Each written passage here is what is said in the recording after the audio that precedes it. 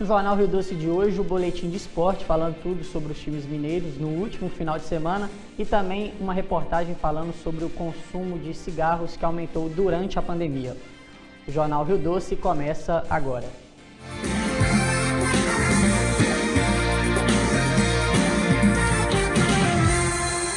Boa noite.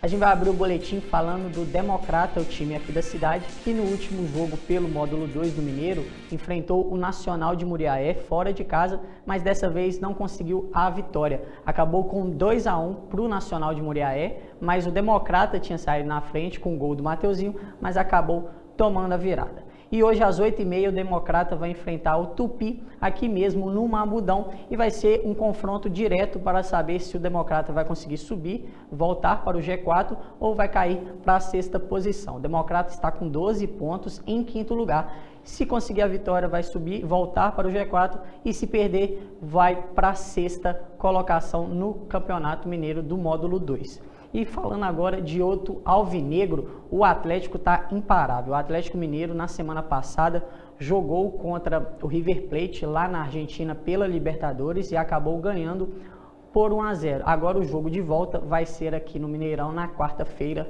às 9h30 da noite e vai ter torcida. O Mineirão agora pode receber pelo menos 30% de ocupação, então em torno de 16 mil torcedores vão poder ir assistir o jogo. E o Atlético Mineiro, além da Libertadores, está imparável também no Brasileirão.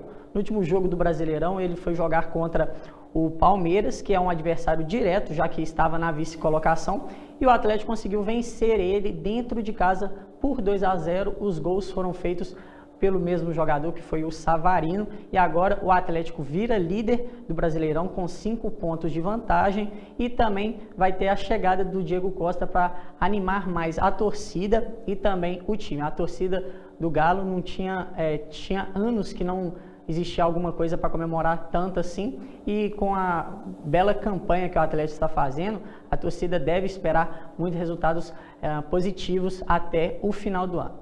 E agora falar do Cruzeiro. O Cruzeiro ainda está com uma situação um pouco complicada, que depois de ganhar por 2-1 do Brusque, ele teve mais 2 jogos pela Série B, contra o Vitória e também contra o Sampaio Corrêa, e os 2 jogos acabaram empatados. Contra o Vitória acabou por 2-2 e contra o Sampaio Corrêa 1-1. De acordo com o técnico Vanderlei Luxemburgo, os resultados são positivos desde a entrada dele para o comando do time celeste, mas a gente deve esperar um pouco ainda, porque falta apenas um jogo para acabar o primeiro turno, então a gente tem que ver se no segundo turno o Cruzeiro vai melhorar ainda mais, porque ele tem uma sequência invicta na Série B, mas não invicta de ganhar, né? Ele começou empatando muitos jogos dentro de casa, jogos que não poderiam empatar, deveriam ter conseguido a vitória, e acabou que isso não aconteceu. Então, para o segundo turno, o torcedor deve esperar resultados melhores. E para fechar o boletim, o América Mineiro vai enfrentar a Chapecoense hoje à noite, e a Chapecoense é o único time que ainda não ganhou no Brasileirão da Série A, então o América é obrigado a vencer a Chapecoense já para ficar aliviado e também sair da zona de rebaixamento, já que o América Mineiro está em 17º lugar. Então a torcida deve esperar, a escalação do América deve ser a mesma que jogou contra o Fluminense e acabou ganhando contra o time carioca.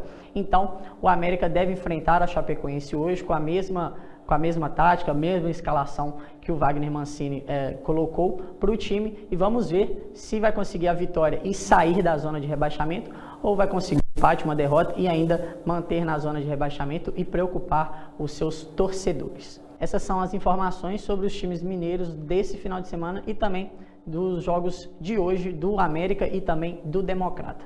E no próximo bloco a gente vai falar sobre os estudos que apontaram um aumento de consumo de cigarros durante a pandemia. O Jornal Rio Doce volta já.